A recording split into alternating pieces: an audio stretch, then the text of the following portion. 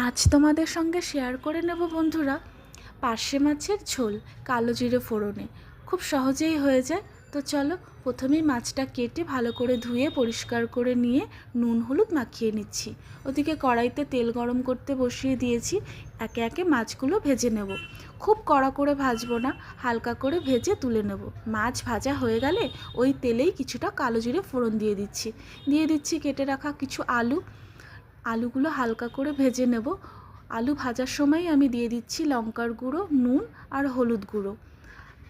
আলুটা হালকা করে ভেজে নিয়ে তারই মধ্যে দিয়ে দেবো মিক্সিতে করে রাখা কিছুটা মশলা, যাতে ছিল জিরে, কাঁচা লঙ্কা, টমেটো। এই মশলা পেস্টটা দিয়ে খুব ভালো করে কষিয়ে নেব। যখন এভাবে মশলা থেকে তেল ছেড়ে আসবে তখন জল দিয়ে দেবো। ঝোলের জন্য জল দিয়ে দিচ্ছি। ঝোলটা যখন খুব ভালোভাবে ফুটে যাবে তখন ভাজা মাছগুলো দিয়ে দেবো। ভাজা মাছগুলো দিয়ে কিছুক্ষণ রান্না করে নেব। যখন ঝোল খুব সুন্দরভাবে ফুটে আসবে, আলুটাও সেদ্ধ হয়ে যাবে, ঠিক সেরকম টাইমে আমরা কিছুটা ভাজা জিরের গুঁড়ো ওপর থেকে দিয়ে দেবো।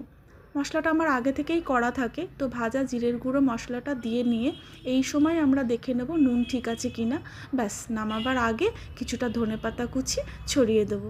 এভাবেই করে নিলে খুব সহজেই হয়ে যাবে পার্শে মাছের জিরে বাটা দিয়ে পাতলা ঝোল। তো বন্ধুরা, যদি রেসিপিটা ভালো লাগে তো আপনারা একটা লাইক করে দেবেন, কমেন্ট করে জানাবেন রেসিপিটা কেমন লাগলো।